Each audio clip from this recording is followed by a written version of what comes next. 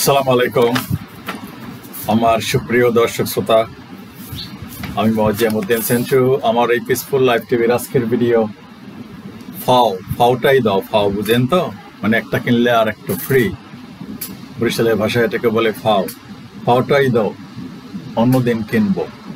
আলী ইমরান 1 থেকে 9 আয়াত। ভিডিওতে আপনাদেরকে সবাইকে আমার হৃদয়ের উষ্ণ আন্তরিক স্বাগত এবং শুভেচ্ছা জানাচ্ছি। নতুন সূরা শুরু করলাম, দ্বিতীয় সূরা কোরআনের। সে 58-59 সনের কথা। নদী, খাল, বিল, পুকুর ডোবা মাছে পানিতে সমান ছিল। অজস্র মাছ, অকল্পনীয়। আমার মতন বয়সে যদি আপনাদের কোনো আত্মীয় স্বজন থাকে, তাদেরকে জিজ্ঞেস করবেন যে কি পরিমাণ মাছ ছিল। এই লোকটা যে বলতেছে কতটুকু সত্যি আর কতটুকু মিথ্যা। নদীর গোড়া চিংড়ির ভাগা বিক্রি হতো 4 আনা, 6 আনা বা 8 আনা বা আরো কম। এরকম দারুণ সুস্বাদু সে মাছ। ক্রেতা দরদাম ঠিক করার সময় কিছু ফাও মানে অতিরিক্ত দাবি করত, আর বিক্রেতা কিছু চিংড়ি হাতে নিয়ে দেখাতো কতটা সে ফাও দিবে। এই নেন 8 আনা ভাগা, এটা ফাও দিব। ক্রেতারা রাজি হলে হাতের মাছগুলি ভাগার সাথে মিশায় ক্রেতা ব্যাগ বা খাড়ায় তুলে দিত। এই প্রসঙ্গে একটি চুটকি প্রচলিত ছিল। গ্রামের টাউট মাতবর বাজারে গেছে, যাকে সবাই মোটামুটি চেনে। প্রত্যেক থানায়, প্রত্যেক গ্রামে এরকম 2-4 জন টাউট এখনো আছে, আগেও ছিল এবং তারা থাকবে সারা জীবনে বরগাছা। তা একদিন টাউটারি করে তেমন আয় রোজগার হলো না। আমি সচক্ষে দেখছি, খালি পকেটে বাজারে যাবে, মানে ব্যাগ ভরে বাজার করে নিয়ে আসবে। তদবির। আচ্ছা, তা একদিন টাউটারি করে তেমন আয় রোজগার হলো না, কিন্তু বাড়িতে বাজার সদায়ও তেমন কিছু নাই। অগত্যা মাছ বাজারে গিয়ে চিংড়ি মাছের দরদাম করে জিজ্ঞেস করছে ফাও দিবা কি। তো বিক্রেতা হাতে কিছু চিংড়ি তুলছে তার মাছের ঝুড়ি বা পাত্র থেকে। এবার সেই টাউট বলছে, আচ্ছা আজকে ওই ফাওটাই দাও, অন্যদিন কিনে নেব। ওখানে তো পয়সা নাই, বলছে আজকে ওই ফাওটাই দাও, আচ্ছা আরেকদিন কিনে নেব। তুমি তো দিবাই ফাও। এই হলো ঘটনা। ফাওটাই দাও, অন্যদিন কিনবো। আচ্ছা দাও, অন্যদিন কিনে নেব না। চুটকিটার সবটা বানোয়াট নয়, বরং পুরাটাই সত্য। আর তার সাথে টাউট বাটপারের চরিত্র ফুটায় তুলতে ফাও খাওয়ার একটি প্রবণতার কথা তুলে ধরা হয়েছে মাত্র। রূপক, যার প্রতিশব্দ হলো উপমা, প্রতিরূপ, সাদৃশ্য, ভাবমূর্তি কিংবা কল্পচিত্র, এবং ইংরেজিতে হলো মেটাফোর কিংবা figurative expression, image, comparison, parable, symbol, word painting or word picture, শব্দের ছবি। আমরা অহরহ কারো সাহস দেখে বলি সাবাস বাঘের বাচ্চা। এতে একজন মানুষ প্রকৃত বাঘের বাচ্চা হয়ে যায় না, আসলে তার সাহসিতাকে বোঝাতে বাঘের সাথে তুলনা। যদি বলা হয় he has a golden heart, তার মানে এই নয় যে তার হৃদয়টা সোনায় মোড়ানো। আসলে কারো সুন্দর মনকে বোঝাতে রূপক অর্থে গোল্ডেন হার্ট কথাটা ইউজ করা হয়েছে। কেউ বাড়াবাড়ি বা অযথা খারাপ কিছু করলে আমরা বলি সে কি মগের মুল্লুক পাইছে। এখানেও মগের মুল্লুক একটা রূপক মাত্র। মগের মুল্লুকে কি হয় না হয়, জোর জবরদস্তি কার জায়গাকে দখল করে নিয়ে যায়, এরকমই। সে কি মগের মুল্লুক পাইছে? এখন ওই লোকটা যদি বলে বেটা আমারে মগ কইছো, তো ঝগড়া লাগবে। এবং সেই রকম ঘটনাই ঘটে শেষ পর্যন্ত। অনেক সময় অযথা গায়ের জোরে মানুষকে হয়রানি করা বা দখল করা বা কিছু করা। ওই যেমন গাদার পানি খায় গোলাইয়া, সিংহে বলতেছে তুই খাও নাই, তো দাদাই খাইছে। আচ্ছা, আর একদিন খাইছিল, ইউজ করা হয়েছে। কেউ বাড়াবাড়ি বা অযথা খারাপ কিছু করলে আমরা আশা করি রূপক কিংবা মেটাফোর শব্দটার অর্থ পরিষ্কার সবার কাছে। পবিত্র কোরআনে মোট পারা হলো 30টি, সূরা হলো 114টি, আয়াত হলো 6666, মতান্তরে 6236টি, শব্দ হলো 86,830টি, আর বর্ণ আছে 3,33,860টি। কোরআন কোনো বিশেষ সমাজ, জনপদ, রাষ্ট্র কিংবা জাতিগোষ্ঠীর জন্য সৃষ্টিকর্তা নাজিল করেন নাই, বরং কোরআন সমগ্র মানব জাতির জন্য সম্পূর্ণ জীবন বিধান। কোরআনই সত্য, শাশ্বত এবং চিরায়ত। পৃথিবীতে যতগুলি ধর্ম আর ধর্মগ্রন্থ আছে, সেসব পড়ে নির্মোহ নিরপেক্ষ দৃষ্টিতে কেউ যদি বিচার করে, তবে সে তার মনের অজান্তেই বলে উঠবে ইউরেকা, মানে পেয়ে গেছি, সত্যি জীবন বিধান। আর সে কারণেই বহু বিধর্মী কোরআন আর মুসলমানদের দোষ খুঁজে বের করতে এসে যখন এই কোরআন হাদিস নিয়ে একটু ঘাটাঘাটি করে, তার কিছুদিন পরেই দেখা যায় সে নিজেই কলেমা পড়ে একজন মুসলিমের তালিকায় নিজের নাম লেখায়। অহরহ এটা হচ্ছে। যাই হোক, কিছু মানুষ আছে ওই গ্রাম্য টাউটের মতো ফাওটা আগে চায়। আবার ধর্মের ব্যাপারেও কিছু মানুষ কোরআনের মূল প্রতিপাদ্য বিষয় কিংবা আবেদন বা তার থিম নিয়ে চিন্তা না করে তাতে যা কিছু রূপক ঘটনা, ইতিহাস, বর্ণনা তুলে ধরা হয়েছে সেসব নিয়ে সস্তা আলোচনা, সমালোচনা কিংবা গীবত কুৎসা রটনা করে। এসব লোক স্রেফ ফাসেক, মুনাফিক আর বিবেক বর্জিত। তারা নিজে যেমন বিপদগামী কিংবা চোখ থাকতেও অন্ধ, ঠিক তেমনি অন্যদেরকেও বিপদগামী বা অন্ধ বানাতেই দিন রাত চিন্তা, গবেষণা আর কাজ করে। এটা এক ধরনের পেশা মানুষের। আমি এগুলো দেখছি খুব কাছ থেকে। কি করে খুদ ধরবে? সেই আমলে তো ইহুদি নাছারারা নবীকে প্রতি শব্দে শব্দে, প্রতি পদে পদে ধরার চেষ্টা করত, অপদস্থ করার জন্য, অপমান করার জন্য মদিনাতে, মক্কায়। গবেষণা আর কাজ করে যারা কিছুটা সজাগ, সচেতন, তারা যখনই এমন কোনো মুনাফিক, বেঈমান কিংবা টাউট বাটপারের খপ্পরে পড়বেন বা পরিচয় হবে, তাদের থেকে 60,000 মাইল দূরে নিজেকে সরিয়ে নেবেন প্লিজ। অনেক সময় দেখবেন গ্রামের কোনো চায়ের দোকানে চা খেতে গেলে আপনি মাস্টার্স পাস করছেন বা মেট্রিক বা ইন্টার, আরেকজন 5ও পাস করেন নাই, 2ও পাস করেন নাই, প্রাইমারি গণ্ডিও পার হয় নাই, কথায় আলাপ প্রসঙ্গে খালি আপনাকে কিভাবে দাবায় রাখা যাবে, আপনাকে কিভাবে বেইজ্জতি করা যাবে, এটা সে ওরকম মানে পিন মারবে আর কি, কথা বলবে, সব কথায় তারা কথা। চালাক লোক আছে, অতি চালাক আর কি। মুনাফিক, বেঈমান কিংবা টাউট বাটপারের খপ্পরে পড়বেন না। পরিচয় হবে তাদের থেকে 60,000 মাইল দূরে নিজেকে সরিয়ে নেবেন প্লিজ, আমার অনুরোধ। এই আহ্বান রেখেই আমি আমার আজকের মূল আলোচনা সূরা আলে ইমরানের আয়াত 1 থেকে 9 কথা শুরু করছি। পরম দয়ালু আর নিরতিশয় করুণার আধার মহান আল্লাহর নামে। আয়াত 1, আলিফ লাম মিম। এই অক্ষরগুলি সূরার মুখবন্ধ, অলংকার, আর এসবের অর্থ একমাত্র সর্বশক্তিমান আল্লাহই ভালো জানেন। আয়াত নম্বর 2, আল্লাহ ছাড়া কোনো উপাস্য নাই, তিনি চিরঞ্জীব ও মহাবিশ্বের সব কিছুর ধারক। নবী আদম আলাইহিসসালাম থেকে শেষ নবী হযরত মুহাম্মদ সাল্লাল্লাহু আলাইহি সাল্লাম সবারই কথা, বিশ্বাস, ঈমান, আকীদা একই ছিল, তা হলো মহাবিশ্বের সৃষ্টিকর্তা এক অদ্বিতীয় মহান আল্লাহ। তিনি ছাড়া অন্য কোনো উপাস্য নাই। তিনি অবিনশ্বর, অক্ষয়, সদা সর্বত্র বিরাজমান এবং মহাবিশ্বের দৃশ্যমান কিংবা অদৃশ্যমান সব কিছুর সৃষ্টিকর্তা, ধারক, বাহক, পরিচালক। আয়াত নম্বর 3, তিনি আপনার প্রতি সত্যসহ কিতাব নাজিল করেছেন যা তার পূর্ববর্তী কিতাব সমূহকে সত্যায়ন করে, সার্টিফাই করে। হ্যাঁ, আগেও কিতাব নাজিল হয়েছে, নবী রাসূল আসছে। তাওরাত ও ইনজিল তারই নাজিলকৃত।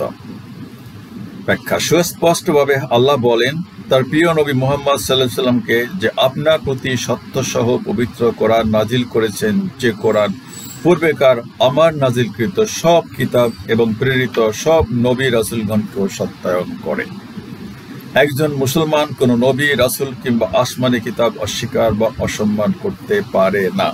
করলে সে ঈমানদার নয়, তার ঈমান থাকবে না। কোন নবী রাসূলকে অসম্মান সূচক কোনো কথাও বলতে পারবে না, বলে না। আয়াত নাম্বার 4, ইতিপূর্বে তিনি মানুষের হিদায়াতের জন্য সত্য মিথ্যার পার্থক্যকারী কোরআন নাজিল করেছেন।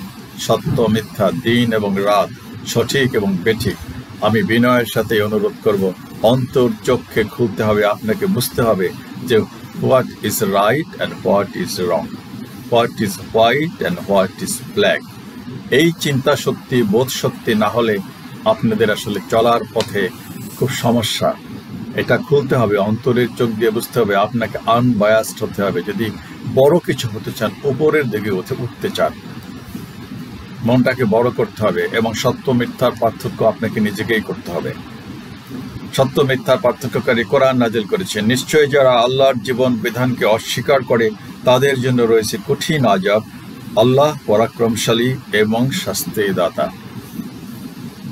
আল্লাহ মুহাম্মদ সাল্লাল্লাহু আলাইহি সাল্লামের উপর পবিত্র কোরআন নাজিল করে এর মাধ্যমে হক, বাতিল কিংবা সত্য মিথ্যার পার্থক্য স্পষ্ট করে দিয়েছেন। আমি তো বলি এটা খুবই সহজ। এই মহাবিশ্বকে সৃষ্টি করছে কিভাবে এত সিস্টেমেটিক হতে চলে? Just you think. আপনার আশেপাশে তাকায় দেখেন, কোনো দোকান পাট, অফিস আদালত, ব্যাংক, পৃথিবীর কোনো রাষ্ট্র অটোমেটিক চলে? কোন টয়লেট চলে? পাবলিক টয়লেট সবকে চালায় এটা।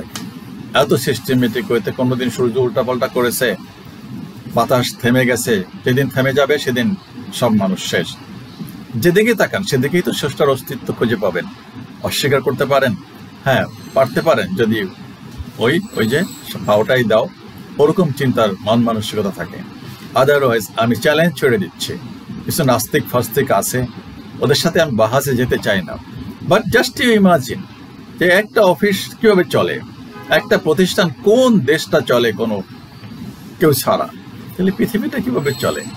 আপনি ওই যে তারা ফ্রান্সে, সুইজারল্যান্ডে গর্ত করে মাটির নিচে তারা বিগ ব্যাং খুঁজতেছে, ওটার নাম দিছে আবার ঈশ্বর কণা। আমি এর আগে বহুবার বলছি, আমি বলি তো শেষ পর্যন্ত ঈশ্বর কণায় আসছো, god particle. Fine, that's very good conclusion, যে অ্যাটলিস্ট সেখানে আসছো, তারা মাটির নিচে ঈশ্বরকে খুঁজতেছে। এই ঈশ্বর, মহাবিশ্বের ঈশ্বর আছে সব জায়গায়, এভরিহোয়ার। নট দ্যাট যে সাবকন্টিনেন্টে জন্ম নিছে, মরছে, প্রেম করছে, পীড়িত করছে, বাচ্চা জন্ম দিছে, আবার অসুস্থ হয়েছে, চুরি করছে, ধরা পড়ছে। Not that. তিনি আছেন মহাবিশ্বের সবখানে, তার অবস্থান আছে সর্বত্র, আপনার ভিতরে, আমার ভিতরে, এভরিহোয়ার হি ইজ। তিনি নিরাকার, সর্বশক্তিমান, এটুকু বিশ্বাস রাখেন, এটাই যথেষ্ট। বাতিল কিংবা সত্য মিথ্যার পার্থক্য স্পষ্ট করে দিয়েছেন। সুস্পষ্টভাবে তিনি হালালকে হালাল এবং হারামকে হারাম ঘোষণা করেছেন। এই যে বলছি, আপনাকে বুঝতে হবে কোনটা হালাল কোনটা হারাম, এই কথাটা ঠিক না এই কথাটা বেঠিক, আমি এটা বলবো কি বলবো না, আমি এই সাক্ষীটা দেব কি দেব না, আমি কি চোখে দেখেছি, আমি কি কানে শুনেছি, আমি কি জানি যে লোকটা খারাপ, আমি কেন লোকটাকে খারাপ বলবো? অথবা লোকটা আমি স্বচক্ষে দেখছি যে লোকটা একটা মিথ্যা কথা বলেছে, আমি শুনেছি তার কাছে বলছে, আমি ধরেন একটা কলম আমি কিনছি 50 টাকায়, আমি দেখলাম সে 50 টাকা, কিন্তু সে আরেকজনের কাছে বলতেছে, আপনার ফ্রেন্ড, যে দোস্ত এটা 100 টাকা কিনলাম। So he is a liar, আমি তাকে তো লায়ার বলতেই পারি। আর যদি আমি না দেখি তাহলে তো আমি তাকে লায়ার বলতে পারি না, বলা উচিত না। এটুকুই, আর বড় কিছু নাই, সেটা বড় উদাহরণ আমার দেওয়ার দরকার নাই।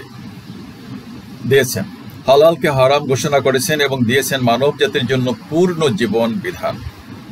প্রত্যেকটা রাষ্ট্রের একটা সংবিধান থাকে, সামারি আকার আইন থাকে, যিনি সৃষ্টি করছেন।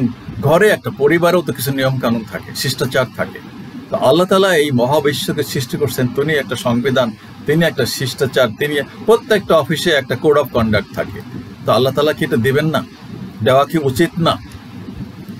কিছু তো মানে না, সেগুলো ওভাবেই জীবন যাপন করে। ওদের পরিণতি সম্পর্কে দেখবেন, এই বাংলাদেশেই তো যে উচ্ছৃঙ্খল জীবন যাপন করে, তারা শেষ জীবনে কি করে, শেষ পর্যন্ত কি হয় এদের পরিণতি। আপনারা যারা ইয়াং আছেন তারা খোঁজ খবর রাখবেন, আজ থেকে চোখ কান খোলা রাখবেন, যে what at the end happen in their life. পূর্ণ জীবন বিধান। অপরাধীদের জন্য শাস্তি নির্ধারণ করে দিয়েছেন, তার প্রতি পূর্ণ আনুগত্যের নির্দেশ দিয়েছেন এবং অবৈধতা হতে কঠোরভাবে নিষেধ করে দিয়েছেন।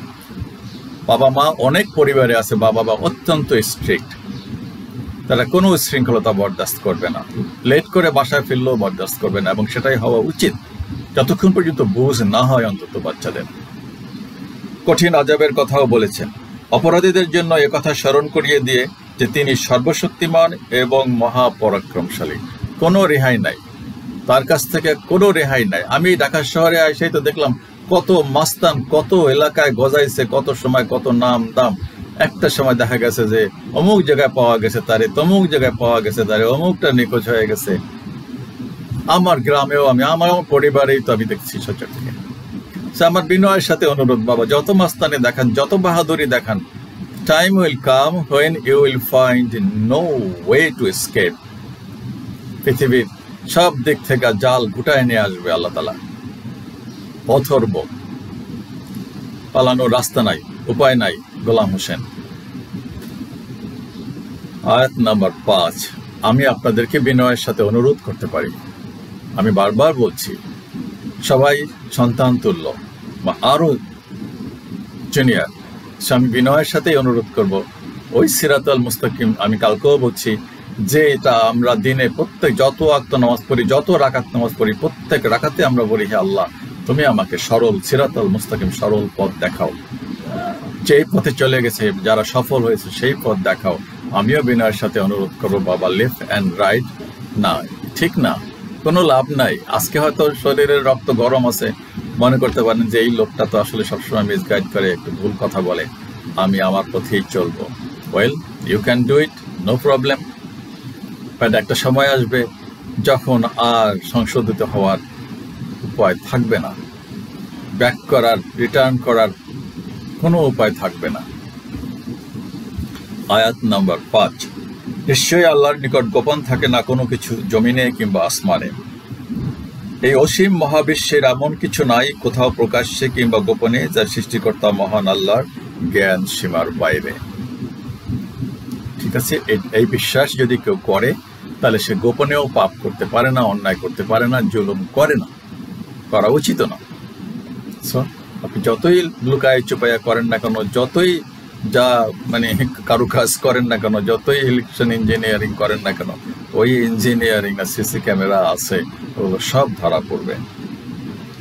আয়াত নম্বর 6, তিনি মাতৃগর্ভে তোমাদের আকৃতি দান করেন যেভাবে তিনি চান, তিনি ছাড়া কোনো উপাস্য নাই, তিনি পরাক্রমশালী ও প্রজ্ঞাময়। পৃথিবীর কোনো মানুষের চেহারা আর প্রকৃতির সাথে হুবহু মিল নাই দ্বিতীয় কারো সাথে। কোন প্রক্রিয়ায় কিভাবে আমরা প্রত্যেকে এই অনিন্দ সুন্দর পৃথিবীতে আগমন করেছি, কে আমাদের এত সুন্দর অবয়ব, বুদ্ধি, জ্ঞান আর আরাম উপভোগ্য জিনিসপত্র দিলেন, তা চিন্তা করলে এটাই শেষ কথা দাঁড়ায়, তিনি ছাড়া কোনো উপাস্য নাই, আর তিনি মহাপরাক্রমশালী ও প্রজ্ঞাময়। কি করে এত সুন্দর করে সাজাইছে দেখেন। এক একটা আমি দেখি তো, আজকে দেখলাম চিত্রলে ন্যাচারাল পার্ক পাকিস্তানের, প্রত্যেকটা আমি এগুলো দেখে আপনারা দেখবেন যে beautiful places in the world, হতভম্ব হয়ে যাবেন যেদিকে তাকান। আমি তো বলছি আপনার চোখ পরিশ্রান্ত হয়ে ফিরে আসবে আপনার কাছে, আপনি যেদিকে তাকান এই মহাবিশ্বের, এই পৃথিবীর, এই বাংলাদেশের যে কোনো জায়গায় আপনি একসময় তাকাতে তাকাতে দেখতে দেখতে পরিশ্রান্ত হয়ে, চোখ পরিশ্রান্ত হয়ে যাবে, ফিরে আসবে আপনার কাছে এই দৃষ্টি। আল্লাহ তাআলা বলছে তোমার দৃষ্টি পরিশ্রান্ত হয়ে ফিরে আসবে তোমার কাছে, কিন্তু তোমার তৃপ্তি মিটবে না, আরো দেখতে ইচ্ছা করবে, আরো দেখতে ইচ্ছা করবে। আমি যেদিন তাজমহল দেখতে গেলাম, বিশ্বাস করেন বিকেলের দিকে তো পৌঁছেছি ওখানে, তা আমরা তো সরকার আমরা চলে আসবো, ওখানে দেখি বিদেশি হাজবেন্ড ওয়াইফ গালে হাত দিয়ে বসে একেবারে নিষ্পলক দৃষ্টিতে তাকায় আছে তাজমহলের দিকে। যে একজন মানুষ তার স্ত্রীর ভালোবাসায় কি করে এত সুন্দর একটা স্মৃতিসৌধ নির্মাণ করছে, এটাই হয়তো ভাবছিল আর কি। এরকম বহু কাপল আছে, বয়স্ক লোক, তারা ইয়াং না, টিনেজার না, সচক্ষে আমি দেখেছি। এবং আসলেই দেখার, আমরা যখন বিস্মিত হয়ে যাই কোনো বাগান, কোনো গাছ, কোনো ফলের গাছ, কোনো প্রাণী, কোনো কিছু আমরা মনোযোগ দিয়ে দেখি না, আমরা অভিভূত হয়ে যাই না, বিস্মিত হয়ে যাই। কোন জায়গাতে আপনি একটা এই সৃষ্টিকর্তার এই যে সৃষ্টি একটা খুঁত বের করেন। আমরা ঢাকা শহরকে মানুষের বসবাসে অনুপযোগী করে রাখছি, এটা তো সৃষ্টিকর্তা চায় নাই, এটা তো সৃষ্টিকর্তা বলে নাই আপনি ঝাড়ু মারু দিয়ে আপনি ময়লাগুলোর ঘরের বাইরে রাস্তাঘাটে এখানে সেখানে ফলাই রাখবেন। আর জাপানে তো একটা ময়লা ফেললে জরিমানা রাস্তাঘাটে। এটা কি সৃষ্টিকর্তা বানাইছে? না, সৃষ্টিকর্তা বানায় না। সৃষ্টিকর্তা এই পৃথিবীকে ধ্বংস করবেন না যতক্ষণ পর্যন্ত কিছু মানুষ ভালো থাকবে, কিন্তু ধ্বংস তো মানুষই তো করবে। এই যে আমেরিকাতে কি এক ঝামেলা, কি এক যুদ্ধ চলতেছে, ছেলেগুলো কি খারাপ কিছু বলতেছে এখানে এই গণহত্যা বন্ধ করো, 30-40 হাজার নিষ্পাপ শিশু মহিলাদেরকে হত্যা করেছো তোমরা, আর কত করবা? সেটা ইহুদিরাও বলতেছে, ইহুদির ছেলে মেয়েরাও বলতেছে। আমি দেখি তো এগুলা, হাজার হাজার লাখ লাখ কতগুলো ইউনিভার্সিটির ছেলে মেয়েরা রাস্তায় নেমে খেয়ে না খেয়ে তারা এই প্রতিবাদ, ওদের বিবেক জাগ্রত হয়েছে, ওদের বিবেকে স্ট্রাইক করতেছে। আর আমিও বলতেছি এটাই ঠিক, এটাই সত্য, সঠিক। দিন আর রাতের পার্থক্য আমি আপনাদেরকেও বলতেছি যে হ্যাঁ, এই প্রতিবাদ করা হচ্ছে। টিচাররাও জয়েন করতেছে, নো দে আর রাইট, বলতেছে আমাদের ছেলে মেয়েরা কোনো খারাপ না, তারা তো খারাপ কিছু করে নাই, তারা তো খারাপ কিছু বলতেছে না, তারা তো অসত্য কিছু বলতেছে না। কারা সৃষ্টি করছে এই পৃথিবীটা? এই পৃথিবীটা তো মিথ্যা, অবিচার, অন্যায়, জুলুম, নির্যাতনে ভরপুর, সবই ভণ্ডামি। আর তিনি মহাপ্রজ্ঞাশালী, প্রজ্ঞাময়। আয়াত নাম্বার 7, তিনিই আপনার উপর কিতাব নাজিল করেছেন যাতে আছে কতক ব্যর্থহীন সুস্পষ্ট আয়াত, যেগুলো কিতাবের মূল অংশ, আর অন্যগুলো হলো রূপক কিংবা উপমা মাত্র। আসল জায়গায় আসছে। যাদের অন্তর পরিশুদ্ধ নয় কিংবা যারা সত্য বিমুখ, তারা ফিতনা কিংবা ভুল বোঝাবুঝি সৃষ্টির উদ্দেশ্যে মূল বিষয় বাদ দিয়ে রূপক কিংবা উপমা নিয়ে বাড়াবাড়ি মাতামাতি করে। এটা নেচার। আসলটা বাদ দিয়ে নকলটা নিয়ে টানাটানি, এইটা কইলাকা, এইটা হইল কেন। অথচ আল্লাহ ছাড়া অন্য কেউ ওসবের সঠিক ব্যাখ্যা জানে না। আর যারা জ্ঞানী পরিপক্ক তারা বলে ওসবগুলো আমাদের রবের পক্ষ থেকে এবং আমরা তাতে ঈমান এনেছি। আর শুধু বিবেক সম্পন্নরাই উপদেশ গ্রহণ করে। 100% করে। আপনারা চলার পথে বহু লোক দেখবেন, বহু ভালো কথা টিচার বলতেছে, বাবা মা বলতেছে, মুরব্বীরা বলতেছে, কারো কথায় কর্ণপাত করে না। ভিডিও দেখি তো কারো কথায় কর্ণপাত করে না। বাপেরে মারে, মায়েরে মারে, এই করে সেই করে, গ্রাম অতিষ্ঠ করে তোলে, দোকানে অতিষ্ঠ করে তোলে। শেষ পর্যন্ত একেবারে এমন সাইজ হয় যে ভিক্ষা করতে নামতে হয়, তার ল্যাংরা লুলা করে দেয় মানুষের ধরে। এটা অত্যন্ত দুঃখজনক। গ্রহণ করে না করে।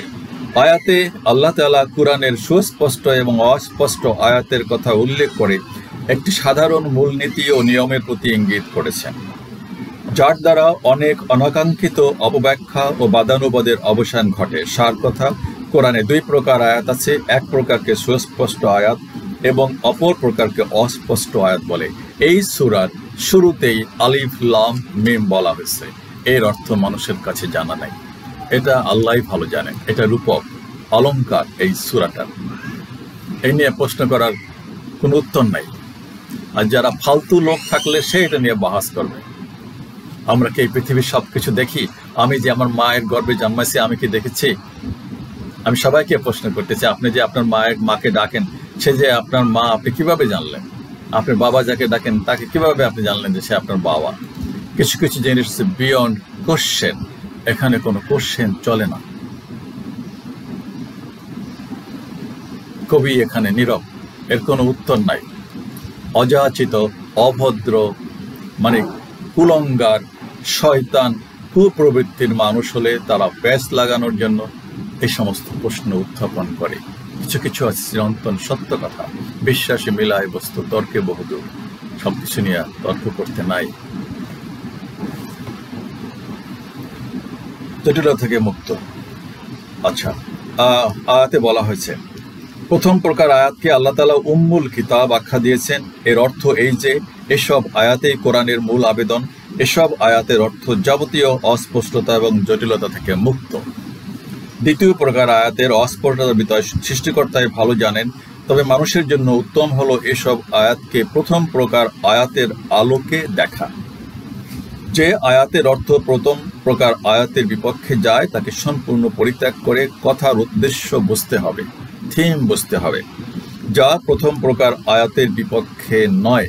ইচ্ছা করে টেনে যদি ওটার বিপক্ষে নিয়ে যায় সেটা ভিন্ন কথা। উদাহরণস্বরূপ, ঈসা আলাইহিস সালাম সম্পর্কে কোরআনের সুস্পষ্ট উক্তি এরূপ, সে আমার নিয়ামত প্রাপ্ত বান্দা ছাড়া কেউ নয়। আল্লাহ তাআলা বলতেছেন। যুখরুফ আয়াত 59। ওনার সম্পর্কে অনেক সুন্দর সুন্দর, মরিয়ম সম্পর্কে অনেক সুন্দর সুন্দর আয়াত সূরায় তো আছে মারিয়াম। আর তারা বলে, তারাই তাকে মারিয়ামকে কত বিতর্কিত করছে, কত নোংরা নোংরা কথা বলছে ওনার সম্পর্কে। যুখরুফ 59। অন্যত্র বলা হয়েছে, আল্লাহর কাছে ঈসা উদাহরণ হচ্ছে আদমের অনুরূপ। আল্লাহ তাকে সৃষ্টি করেছিলেন মৃত্তিকা থেকে। আদমের সাথে এখানে রূপ করতে বলছে মানুষ। ঈসা আলাইহিস সালামকে আমি সৃষ্টি করেছি মানুষ, মাটি থেকে। আলী ইমরান আয়াত 59 এই সূরারে। এসব আয়াত এবং এ ধরনের অন্যান্য আয়াত থেকে পরিষ্কার বোঝা যায় যে ঈসা আলাইহিস সালাম আল্লাহ তাআলার মনোনীত এবং তার সৃষ্ট। আমরা যদি এটা না মানি তাহলে তো ইমানই থাকবে না। উনি অত্যন্ত প্রভাবশালী একজন নবী ছিলেন, যদিও ওনাকে আল্লাহ তাআলা তুলে নিয়েছেন ওরা বলে উনি ক্রুশে বিদ্ধ হয়েছেন। ওরা একটা ক্রুশ ঝুলাইয়ে রাখে বুকের ভিতরে ওদের গির্জার উপরে। অতএব তিনি উপাস্য কিংবা ঈশ্বর বা আল্লাহর পুত্র, এসব দাবি অসার বানোয়াট। 2 নম্বরে বলা হয়েছে, যাদের অন্তরে বক্রতা রয়েছে তারা আসল বাদ দিয়ে রূপকের অনুসরণ করে। যাদের অন্তরে শয়তানি বা বক্রতা রয়েছে তারা রূপক আয়াতকে মূল আয়াতের উপর প্রাধান্য দিয়ে ইচ্ছাকৃত সন্দেহের সৃষ্টি করে, আর তাতে শেষ পর্যন্ত নিজেরাই গোলক ধাঁধায় পতিত এবং পথভ্রষ্ট হয়। স্বাভাবিক কথাই, মিসগাইডেড, সোজা কথা। নিজে যেটা বলছে মিসকনসেপশন বহু থাকে এরকম আমাদের। চোখের ধাঁধা, ইলিউশন, মরিচিকা, সব ছুটতেছে, মনে করছে পানি, আসলে পানি না ওখানে। আপনি যাকে ভালোবাসতেছে সে আপনার দুষ্পর, আপনাকে ছুরিকাঘাত করবে, তার 3টা বয়ফ্রেন্ড আরো আছে, ইউ ডোন্ট নো। ফাসলাই আপনাকে নিয়ে যাবে, নিয়ে তারপর ব্ল্যাকমেল করবে, ছবি তুলবে, আমার সাথে মিশো, তারপরে দিবেন লক্ষ লক্ষ টাকা। রূপক অর্থে ভালোবাসতে আসবে, আপনার কাছে প্রেম নিবেদন করবে, গলায় জড়ায় ধরবে, বাট তার উদ্দেশ্য আপনাকে আটকাইয়া বন্দি করে ব্ল্যাকমেল করে টাকা আদায় করা। আমি তো অনেকবারই এগুলোর কাছাকাছি গেছি। যাই হোক, রাসূল সাল্লাল্লাহু আলাইহি ওয়াসাল্লামের একদল লোককে কুরআনের আয়াত সম্পর্কে পরস্পর বাদানুবাদ লিপ্ত দেখে বললেন, তোমাদের পূর্বের লোকেরা এই কারণেই ধ্বংস হয়েছিল। এই বাদানুবাদ ঠিক না, অহেতুক। ওই যে গ্রামে বললাম তো, আপনাকে বেইজ্জতি করার জন্য কিছু দোকানে পাটে, যেখানে দেখবেন কিছু চালাক লোক।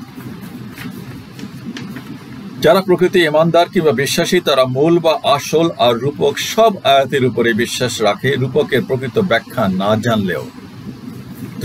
সুন্দর একটা উদাহরণ দেব এখানে। তারা শুধু এটাই বলে, আমরা এগুলোতে ঈমান আনি, সবই আমাদের রবের কাছ থেকে এসেছে। এখানে একটি উদাহরণ না দিলেই নয়। নবী সাল্লাল্লাহু আলাইহি ওয়াসাল্লাম মিরাজের পরের দিন সকালে কাবার চত্বরে বসে তার সফরের কথা বলাবলি করছিলেন মানুষকে জানাবার জন্য, যে রাতে উনি মিরাজে গেছেন, আল্লাহর সাথে দেখা করতে গেছেন, আল্লাহর সান্নিধ্যে। সেই কথাটা উনি সকালবেলা কাবার সবাই, আমরা তো এটা করতেই চাই, বলতেই চাই, আর উনি তো তখন ইসলাম প্রচার করতেছিলেন। তখন একদল কাফের তার কথা শুনে দৌড়ে গেল প্রিয় বন্ধু ও সাথী সাহাবী আবু বকর রাদিয়াল্লাহু আনহুর কাছে। এই আবু বকর, শুনছো তোমার দোস্ত কি কয়? সে হলো 1400 কিলোমিটার দূরে মক্কা থেকে, সেই প্যালেস্টাইনে, সেই আপনার যে কি বলে প্যালেস্টাইন, জেরুজালেম আর কি, যেখানে বাইতুল মুকাদ্দাস, বলতে 1400 মাইল দূরে, 1400 কিলোমিটার। বলছে সেই রাতের ভিতরে সেখানে গিয়ে সফর করে আসছে। তোমার বন্ধু বলতেছে আবু বকরের কাছে ছুটে গেছে, সাহাবী আবু বকরের কাছে। তারা আবু বকর রাদিয়াল্লাহু আনহুকে বলল, তিনি গত রাতে বাইতুল মুকাদ্দাসে গেছেন, যার দূরত্ব 1240 কিলোমিটার মক্কা থেকে, এবং ফিরে এসেছেন। তখন আবু বকর রাদিয়াল্লাহু আনহু জোর দিয়ে জিজ্ঞেস করলেন, সত্যিই তিনি এই কথা বলছেন? তোমরা তাই বলতেছো? 5-7-10 গেছে, সবাই বলতে, হ্যাঁ বলতেছে তো সে, তুমি যাও এখানে কাবার চত্বরে যাও, যাই দেখো তোমার বন্ধু এগুলো বলে বেড়াচ্ছে মানুষের কাছে। সবাই সমস্বরে বলতেছে। তখন কি বলছে আবু বকর? ওকে, আবু বকর বললেন, জোর দিয়ে জিজ্ঞেস করলেন, সত্যিই কি তিনি একথা বলেছেন? তারা সমস্বরে বলে উঠল, হ্যাঁ বলেছেন। তখন আবু বকর রাদিয়াল্লাহু আনহু দৃঢ়তার সাথে বললেন, আমি তার কথাকে শতভাগ সত্য বলে মেনে নিচ্ছি এবং মনে প্রাণে বিশ্বাস করছি। এটাই হলো বিশ্বাস, এটাই হলো ঈমান, এটাই হলো মনের জোর, আস্থা। তিনি সত্য মিথ্যা কিংবা আসল নকল বা সঠিক বানোয়াট এসবের তোয়াক্কা করেন নাই। ঠিক তেমনি যারা খাঁটি ঈমানদার, তারা কোরআনের আসল রূপক সব কথাকেই বিশ্বাস করে, আর আসল বাদ দিয়ে রূপক নিয়ে ঘাটাঘাটি বাড়াবাড়ি করতে যায় না। এই আয়াতে আল্লাহ বলেন, যারা জ্ঞানী, চিন্তা চেতনায় পরিপক্ক, তারা অস্পষ্ট আয়াত নিয়ে বেশি তথ্য অনুসন্ধান ও ঘাটাঘাটি করে না, বিকজ তারা মনে করে ওটা আল্লাহ জানে ভালো, আল্লাহর উপরে সবর্দ করে রাখে, আমার ওটার থেকে কিছু যায় আসে না, আমার দরকার নাই। আই বিলিভ দ্যাট এটা আল্লাহ বলছেন, বাস এটা আল্লাহর কথা। তারা সরল মনে বিশ্বাস করে যে এই আয়াতটিও আল্লাহর কথা বলে তিনি কোনো বিশেষ কারণে এর অর্থ সম্পর্কে আমাদের অবহিত করেন নাই। ছোটবেলায় মা বাবা যেই কথা বলতো, আমরা বলে নিতাম, টিচাররা সেই কথাই শতসিদ্ধ। আমরা দেখছি তো, না আমার স্যার এটা কইছে, এটাই ঠিক। আমার বাচ্চাদেরকে তো আমি দেখছি, ওরা যেটা বলবে ওটাই ঠিক। এত বিশ্বাস, এত ভক্তি, এটা ভালো, এটা খারাপ না। আর টিচারদেরও উচিত না কোনো অযৌক্তিক, অসামঞ্জস্যপূর্ণ কোনো ভুল কথা শেখানো। বাচ্চারা অতি সরল সোজা, তারা আমার সাথে তো তর্ক করছে না, আমার স্যার বলছে এটা ঠিক, তোমার কথা ঠিক না সম্পর্কে আমাদের অবহিত করেননি। আল্লাহ জানেন, আল্লাহ আমাদেরকে তার বিশেষ কারণে তিনি এটা আমাদের ক্লিয়ার করেন না, এটা হইতেই পারে। আমরা অহরহ এমন কাজ করি, যেমন কাউকে একটা মেসেজ দেই যাতে কিছু কথা ঘুরায়ে বা রূপক হিসাবে বলি, যার আসল অর্থ বা উদ্দেশ্য শুধু আমি বা যিনি টেক্সট করেন তিনি ভালোভাবে জানেন। অনেক সময় আমরা ইনডাইরেক্টলি কিছু কথা বলি যেটা সরাসরি বলি না, কাউকে মেসেজ দেই, সে আমার প্রিয় পাত্র, মা বাবা, সন্তান, ভাই বোন, যেই হোক, বন্ধু বান্ধব, অনেক সময় অনেক রূপক কথা ব্যবহার করি। সেটা যার যার মনে যেরকম চায়, সে তার যেরকম আইকিউ, যেরকম কনসেপশন, যার যতটা লেখাপড়ার গভীরতা, সে সেভাবে চিন্তা করে। অনেক সময় ভুলও হচ্ছে এতে অবশ্য। যাই হোক, এটা ক্লিয়ার, যে শুধু রবীন্দ্রনাথের যেমন সোনার তৈরি কবিতা, ওখানে এক একজনে এক এক ভাব সম্প্রসারণ করি, আমরা সবাইকে একরকম লেখি, যে কবি কি বোঝাতে চাচ্ছেন এখানে। সো এই রূপকের অর্থ আসলে এটা কোরআনের ব্যাপারে এটা ব্যাখ্যা করতে যাওয়া উচিত না, এটা ব্যাখ্যা করতে নিষেধ করা হয়েছে। বাট আমি একটা উদাহরণ দিলাম আর কি, যে আমি যে আসলে কি বোঝাতে চাইছি সেটা আমিই ভালো জানি, অন্য বুঝবে না। আমি একটা রূপকর্তাটা ব্যবহার করছি, তিনি ভালো জানেন। প্রাপককে উচিত নয় আসল কথাটা বাদ দিয়ে উপমা নিয়ে বাড়াবাড়ি করা। যে প্রাপক আমার মেসেজটা পাইলো, আমি মূল থিমটা যথেষ্ট টাকাটা দেবি না, আমার টাকাটা দরকার, আমি তো ডুবতে বসছি। এখন এই ডুবতে বসছি মানে কি, পানিতে ডুবে যাচ্ছি, আমি অভাবে ডুবে যাচ্ছি, আমার সমস্যা হচ্ছে। আমি একটা উদাহরণ দিলাম। এখন সে যদি বলে তুই কোথায় ডুবতেছ, ওই আমি আয় নকলে আয় তোর উদ্ধার করি, আসলে পাবো টাকা, তুই টাকা দে, আমি তো ডুবতে বসছি, আমার সমস্যা, আমি 5 কোটি টাকা নিয়ে বন্ধ করে রাখছো, আমার টাকা নাই, so I am in trouble, help me, give me some money. ওই চালাক বন্ধু করবে তুই কোথায় ডুবতেছস, আয় আমি দেখি, আমি আসি একটা জাহাজ দিয়ে তোর উদ্ধার করি। আরে বেটা তুই টাকার কথা বলবি দোস্ত, কালকে তোর 50 লাখ টাকা দেবো, তুই চিন্তা করিস না। ওই চালাক হলে সে ওই রূপকটা নিয়ে বাড়াবাড়ি করবে। আচ্ছা, বাড়াবাড়ি করা। বাট এক শ্রেণীর মানুষ আছে, তারা আসল বা মূল কথা কিংবা ঘটনা বাদ দিয়ে বাদকে বাদ বিষয় নিয়ে টানাহেঁচড়া বাগবিতণ্ডা করে। এদের এই ঘাটতেরা কিংবা স্বল্প বুদ্ধি, যাদের অন্তর বাঁকা, তারা সুস্পষ্ট আয়াত থেকে মুখ ফিরায় চোখ বন্ধ করে অস্পষ্ট আয়াত নিয়ে ঘাটাঘাটি করে, আর হীন স্বার্থে মন গড়া ব্যাখ্যা দেয় শুধু নিজের হীন উদ্দেশ্য হাসিলের জন্য। এরূপ দুরন্দার আর মতলববাজ লোকদের সম্পর্কে কুরআন ও হাদিসে কঠোর সতর্কবাণী উচ্চারিত হয়েছে। রাসূল সাল্লাল্লাহু আলাইহি ওয়াসাল্লাম বলেন, যখন তোমরা তাদেরকে দেখবে যারা এ সমস্ত রূপক আয়াতের পিছনে দৌড়াচ্ছে, তখন বুঝে নেবে যে আল্লাহ এ সমস্ত লোকের কথাই পবিত্র কোরআনে উল্লেখ করেছেন, তখন তাদের থেকে সাবধান থাকবে। আমার সুপ্রিয় দর্শক শ্রোতা, আমি যে ভাওটা দাও নিয়ে আজকের ভিডিও শুরু করেছি সেটা এই আয়াতের প্রেক্ষাপটে, সেটা আশা করি পরিষ্কার। ওই যে গ্রাম্য টাউট কথার মার পেছে ফেলে সরল মাছ বিক্রেতার কাছ থেকে হীন স্বার্থ উদ্ধারের চেষ্টা করি, সেই একই কথা প্রযোজ্য ফটকা ইমানদার কিংবা ভণ্ড মোনাফিকদের বেলায়ও।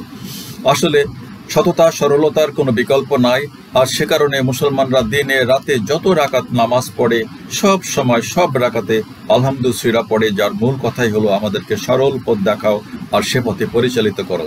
আমি বিনয়ের সাথে অনুরোধ করব সবাইকে, বাবা, বাঁকা পথে কিংবা জটিলতা কুটিলতা আর শয়তানি বদমাশিতে আপাতত কিছু মৌকা মিললেও শেষ পর্যন্ত মুক্তি, সাফল্য, আয়োজন, সুখ শান্তি, সুস্থ দীর্ঘ জীবনের প্রত্যাশা অধারাই থেকে যাবে, এই কথাটা সবাই মানুষ পটে লিখে নিতে পারেন। আয়াত নম্বর 8।